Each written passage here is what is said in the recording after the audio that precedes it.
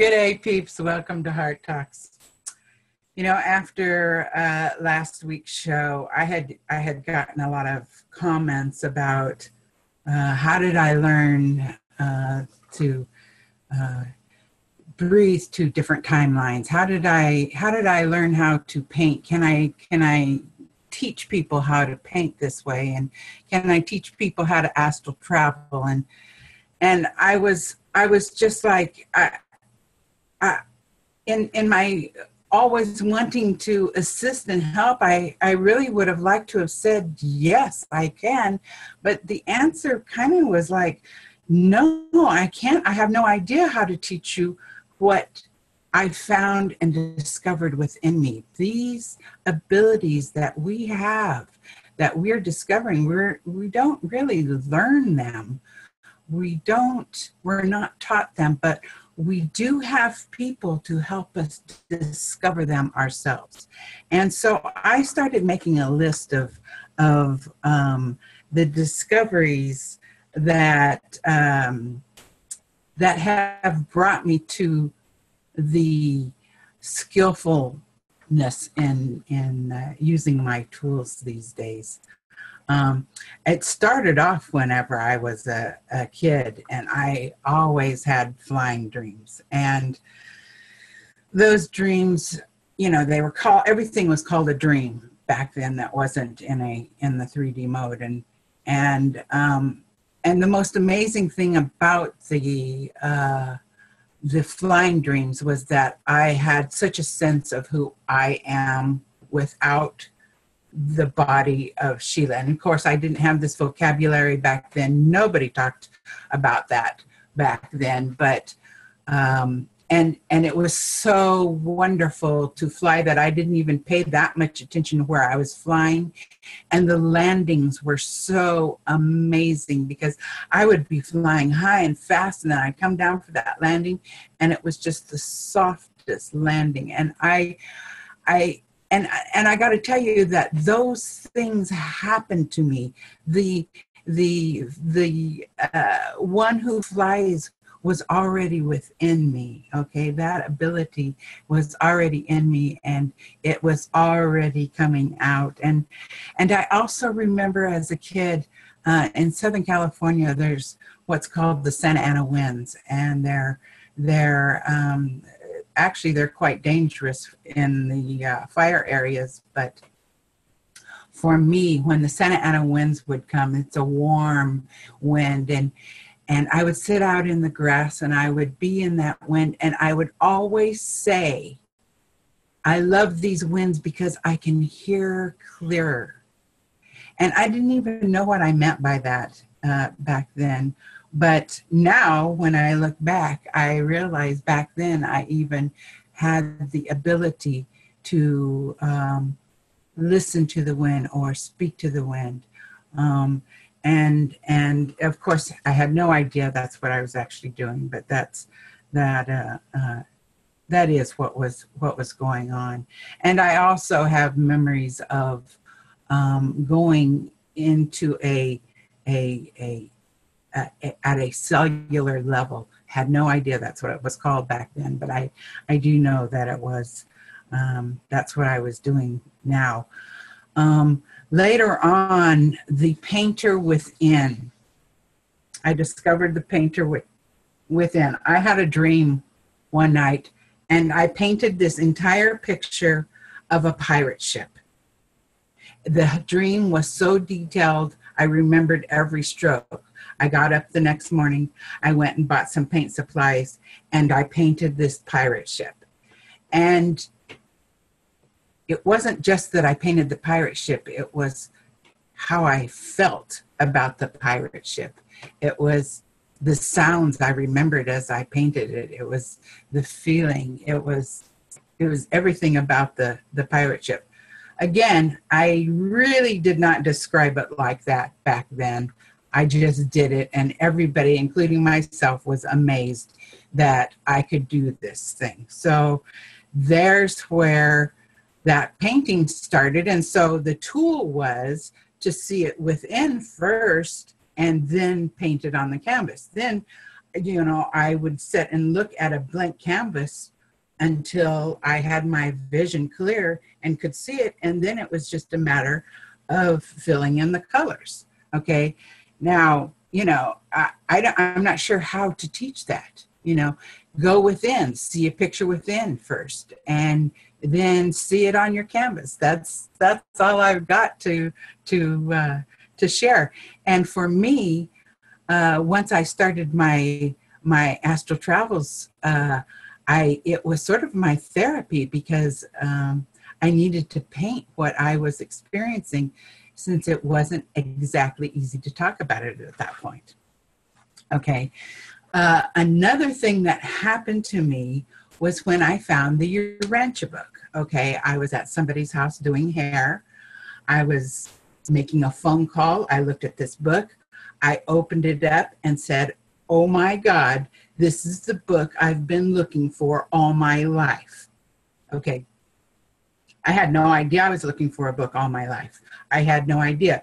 But this book used my language. I was able to relate to everything it was saying.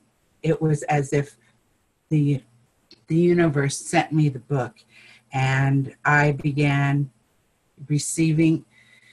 What happened when I read that book and didn't find anybody else to read or have interest in it, was that it gave me vocabulary for things that I was feeling within me. Okay, so the book as a tool. Okay, and this is what when I talk about the unfoldment, this is what I mean. When I talk about the surprises in my life, this is what I mean. They happen to me. They come to me. Okay, I was not in search of a book, and it happened that when I said, "Oh my God, this I've been looking for this book all my life," that was the one within me. Okay, through that book, I became aware of the thought adjuster, or the I am presence, the God self within me. And it is when I first began to play with the universe, because I had a friend who was dying, and I thought, you know, if I've got a thought adjuster and she's got a thought adjuster, couldn't I just have my thought adjuster tell hers not to be afraid, to just let go and just be at peace? And then what happened right after that was she received the message, and she sat up in bed, and for a day she was alive and happy, and she needed no meds. There was like a miracle for a day, and then she passed the next. It was the first time that I saw evidence of me playing with the universe. Okay, that was probably the beginning of me always choosing to use that magic, or to be open to those surprises, and to all that was actually getting ready to happen to me. And it was shortly after that I started hanging out with a bunch of climbers and started going to some of the most beautiful places on the West Coast. And this was the first time that I decided I'm going to learn to meditate. So we climbed. We were up in the mountains, and the guys went up further where it was getting really technical, and I was not trained for that. So here was the first time that I'm in the middle of nowhere all by myself. Okay, I was a little bit afraid, really. I had never been alone in the middle of nowhere by myself ever before, but I thought this is going to be the perfect time for me to meditate. I didn't even know exactly what that meant, because actually much to my disappointment, I think I thought it was going to be like an acid trip or something.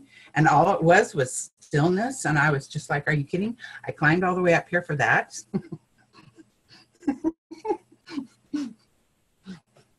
I've come to love being in the middle of nowhere in meditation. I've come to understand it now much more. And I do appreciate that moment to face my fears. And I also was completely fearful of heights at that time, and that was my way to face that, was to start hanging out with climbers. And I did see the most beautiful places on the West Coast, and that is where I began to really reunite with the earth, with the rocks. And which later then, of course, I learned to communicate with the rocks and with the trees and with the earth. And I also started living out on the land at that point, and was building a home, and got to really, that's when I would spend, I would choose to spend time sitting in the forest, and that's, and I didn't even really consider all that I was doing there. I was still, I was still waking up, really. And at that point, I found who I call my homies. There, it was the North Idaho Urantia group, study group, and from there we went into the teaching mission, where a group of us began to discover our listening within.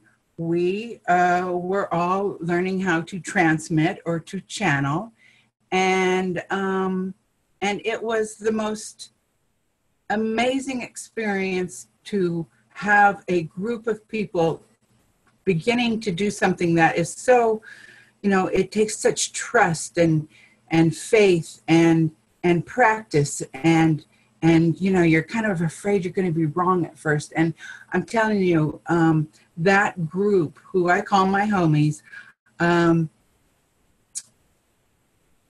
that was a core. That was the beginning of so much opening up, and even when people said, you can't do that, it was like, oh, but I can. It was so funny to have people try to convince me that I wasn't able to use my hearing and to transmit. That was kind of funny. And then, like they say, when the student is ready, the teacher will arrive. I met a woman, and I don't even remember her name. I met her through a healing center project that I was working on. And back then, none of us had computers. She gave me a stack of 30 books that taught me about all the healing, the healing practices, about being a galactic entity, about, this was back in the days of Deepak Chopra, and it was all about healing and energy and vibration, and my whole world and my vocabulary were waking up, and I was beginning to have my visions, and my hearing was all kicking in, and got involved in healing center projects. We all wanted to have healing centers. We had these great visions of healers gathering in this one building where anybody could come in and learn any kind of, or practice any kind of healing methods that there are. And we were so way before our time. I mean, the healers were ready, but there weren't any customers at that point. It had to do with insurance, and it was before our time. Okay. And then came the point where I had my vision with the grandmother. I was sitting in a circle. I'd gone into my own, and I found myself sitting in a circle, and there was a fire, and the grandmother's face came from the flames and told me, it's time to become the healer that you are. And I'm like, but grandmother, I don't even know what to do. And she tells me, you will be shown every step of the way. Okay. Besides having that amazing vision, besides being able to communicate telepathically with her, the fact that I knew her as grandmother, as I knew her, that was the most amazing thing. Now, the Native American in me is waking up. And anytime I was working with someone who needed a little bit of help or healing, my guides were my brothers, my relatives, my Native brothers. And it was just amazing to have all of that start waking up. It was all within me already. Okay, it was already in there. Now I'm getting to, after that, I got involved with the Qigong masters, okay?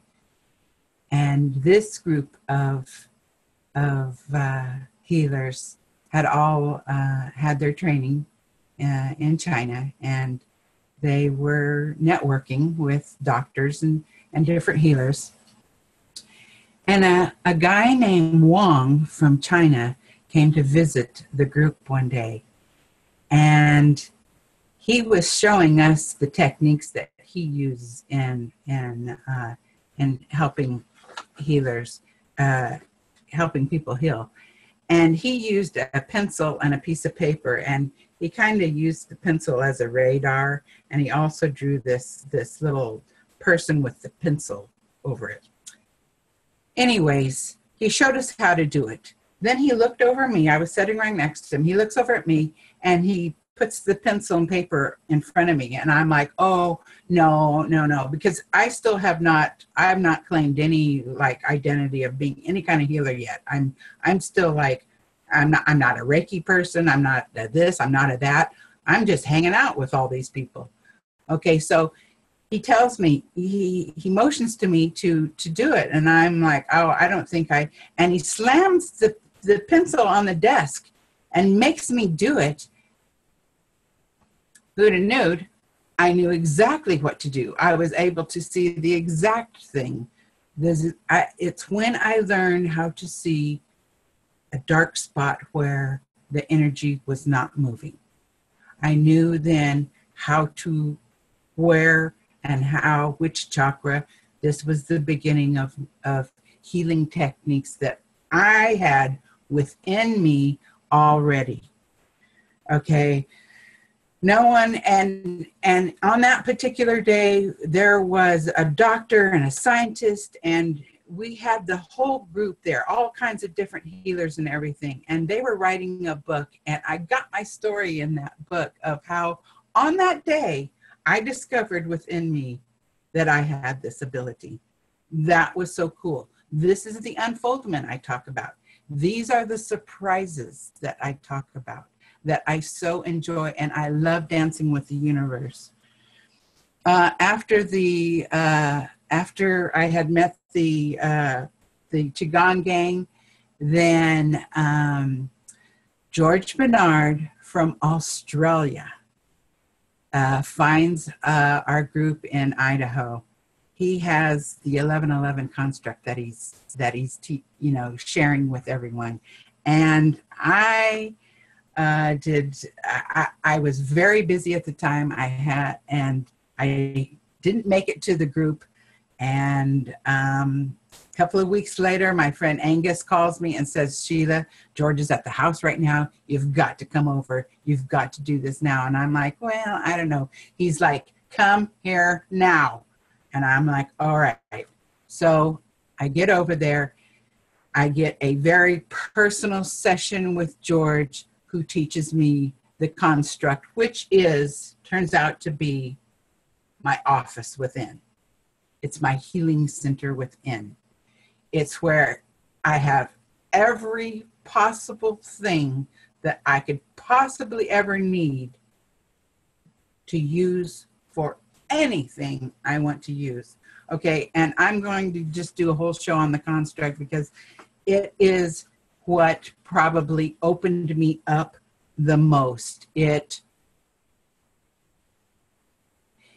gave me a place where all possibilities were, where I had no doubts, where I had no limitations. And that is where I spent most of my time doing most things first. So I had already learned to go within first and then do it out. Just like I've been talking about in the last show about selling my home. I sold it within first, and then it happened on the out. After several years of the construct, which opened me completely to all possibilities, I was then trained in a holograph room. And that will be a whole show on its own. But what it did was help me to take all that information, all that ability within me, and blend it with what I'm seeing out here. Now I am making all possibilities possible on the outside. I'll have to do a whole show on that because that is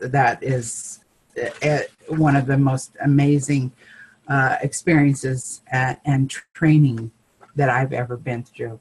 And so why is it that I think that I can just go to a different timeline and breathe in my cellar? Because that's what I do. I have all the tools that I need. They're all within me. All these abilities that I have been sharing were already in here. Okay, it took other people to help me discover what I had within me already. Okay, it's already in there, and it's okay to have people help you because that's what we're doing here. We're helping each other through this journey. And although you can't do things for other people, you can certainly remind them that they do have the power themselves, that they certainly do have tools that they can use and abilities within. You have the choice whether to discover these abilities or not. You have the choice to become skillful at them or not. Because of this amazing and adventurous journey I've had with the universe, I just want more. I just want more. And so I do get more. And in this unfoldment, in this dance with the universe I'm doing, oh man, I mean, who knew it took Rachel to help find the show host within? Who'd have knew? Who knew this was coming? All right, so I do enjoy sharing these stories. I haven't shared them too much before, but my guests all have come on here and they've shared their awakenings, and it is very liberating. And here at Heart Talks, it's just what we do, and who we are, and I'm so grateful that. All my peeps here who are watching these shows, they're all like-minded. I've been very careful about, picking my friends, and we are, we're living who we are. We're making that safe and supportive place for us to all to be who we are and to discover those abilities and to share the tools. So.